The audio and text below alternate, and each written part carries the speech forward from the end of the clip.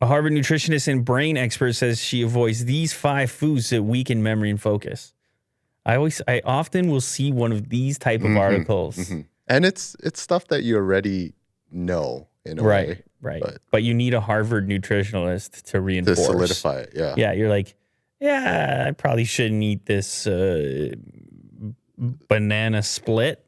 Sure, yeah. But it's also delicious, so maybe I should. All right, here's what to avoid for your brain. Added sugars. I mean, it's so obvious. Yeah. Just killer syrup, which also happens to be delicious. I don't really drink those type of drinks, but you know what happened the other day?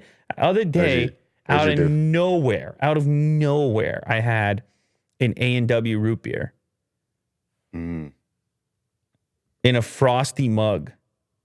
And I was like, I don't even drink these type of things. And then I drank it, and I was like, God damn. Yeah. What are they doing over here? How are they making all that happen? There's some magic happening in there. Holy cow. But anyway, I don't typically drink those. I don't put sugar in the coffee. I do like maybe some chocolate here and there, but I'll eat the dark variety. I'm okay with this. I do like ice cream.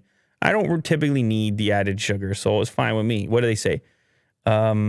Studies have linked memory impairments and less plasticity of the hippocampus, the part of the brain controlling memory, when it comes to those that are having the excess glucose in the brain. That's that sugar stuff. And the worst form of sugar is high fructose corn syrup. Oh, hell yeah. The deadly ones. High octane. NOS. Just straight up NOS. High octane corn syrup. What do they say? Okay, no more than 25 grams of added sugar per day for women, and men stay under 36 grams per day. That's according to the American Heart Association. So that's, I guess, as far as the heart's concerned. Fried foods. Now that affects you, Will. You're a big chicken wing guy. I love it.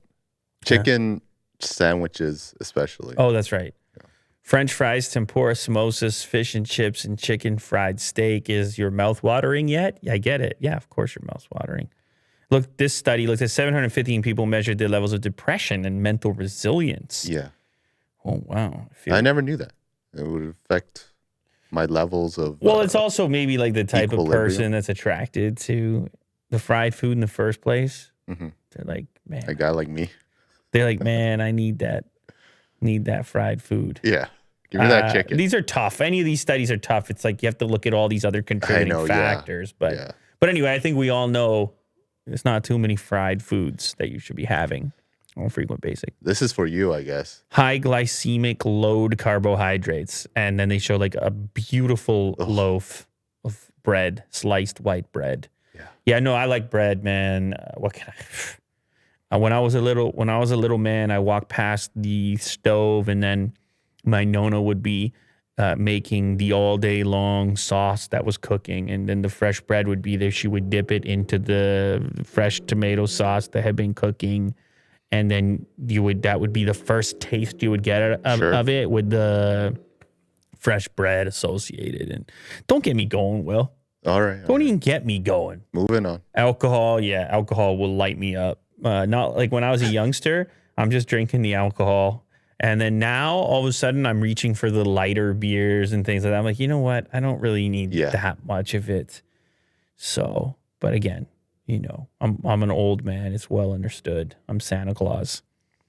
Nitrates, preservatives in your favorite sandwich meats and salamis and bacons. And that's another problem. It's also something you would want to eat. Yeah. Apparently this bumps up your bipolar disorder. Oh, perfect.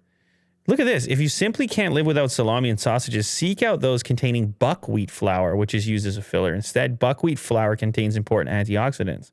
I didn't even know you could get a salami with buckwheat in it. Yeah. I don't mind buckwheat. Sometimes I put the buckwheat into like a chicken style soup. Do you ever do this? Not particularly, but I eat buckwheat. Soba noodles. All right, no need to get fired up. Well, no need to get sensitive about it. It's delicious. No need to get give sensitive. it a shot. No need to get sensitive about it.